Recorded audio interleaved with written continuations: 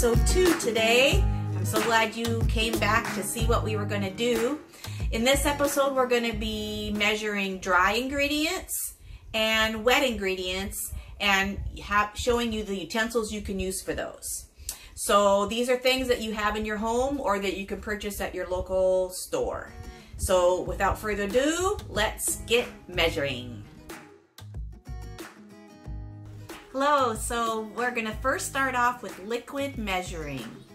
Now, these items I have in front of you, we will see if they actually do work and measure what they say they should.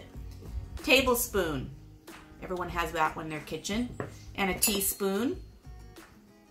Now we have a set of 4 different measuring items. We have tablespoon, teaspoon, half a teaspoon, quarter teaspoon. What about measuring cups like this? Here's a set of 4. This one, as you can see inside, goes up to 8 cups of liquid you could measure. Filler lines on one side is metric, and the other one is what the standard that we use, which is cups. Same on one. This goes to 4.5, this one goes to 2.5, and this goes to 1 1/4. Now you might be wondering why I have this bottle here and this bottle here. We'll see why in a second. So let's measure something. I'll take a glass of water and we'll find out exactly what, when we pour, exactly what the difference is between a dry and a liquid measuring cup. So this would be your water, pouring it in this bowl over into a liquid measuring cup. Guess what happens? Spills. Spillage. So there we had exactly, in this cup, we had exactly, if you look and see, 1 1/4 cups. So we're going to pour it into a bowl. No spillage, nothing, perfectly. Okay, now we're going to try doing a tablespoon. Here's a regular tablespoon. What would happen if we put this in here and we pour it into the tablespoon? Will it actually be 1 tablespoon? Let's find out. There it is.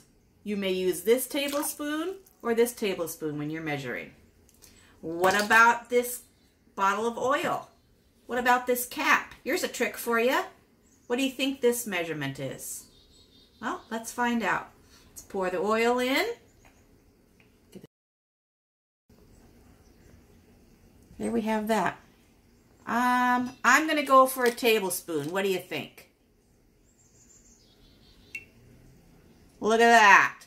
So 1 cap of a liquid bottle of oil, size like this, equals 1 tablespoon of wet or 1 tablespoon of wet. Here's another trick for you. Here's a small vanilla bottle. You don't have a 1 teaspoon measuring? Let's check this out. Pour it in the cap. Pour it in here. Let's see what's going to happen. Well, look at there. So if you don't have a teaspoon, you can always use a cap of a vanilla bottle. Those are some quick tips for measuring with liquid. Now let's move on to measuring with dry. Now we're on to dry measuring. As you see on the table here, we have different uses of ways to dry measure.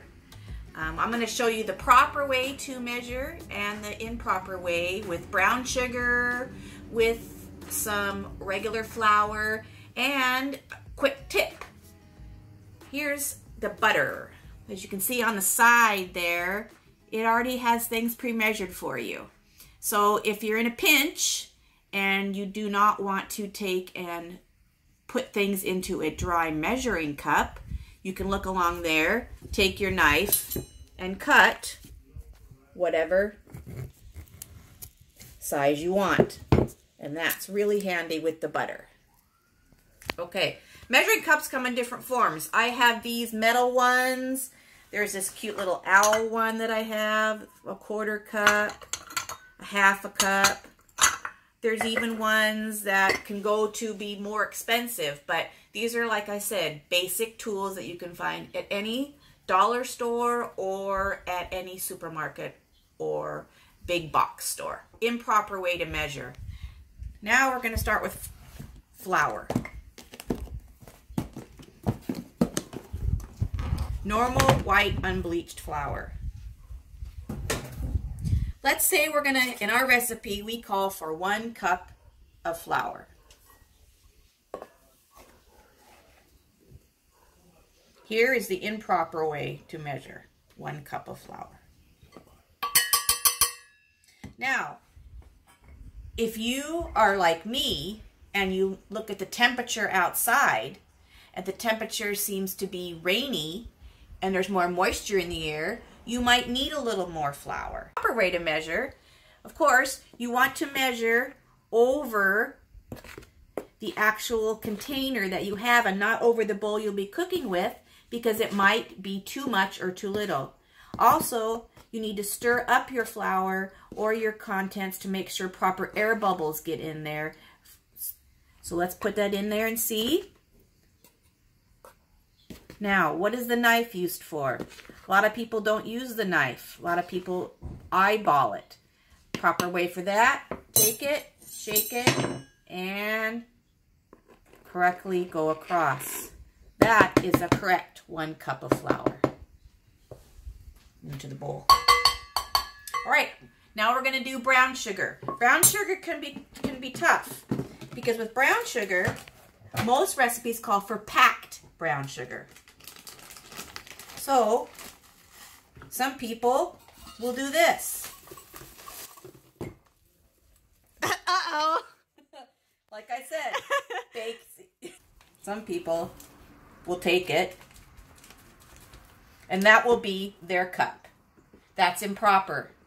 There's nothing packed about this. So, what will we do?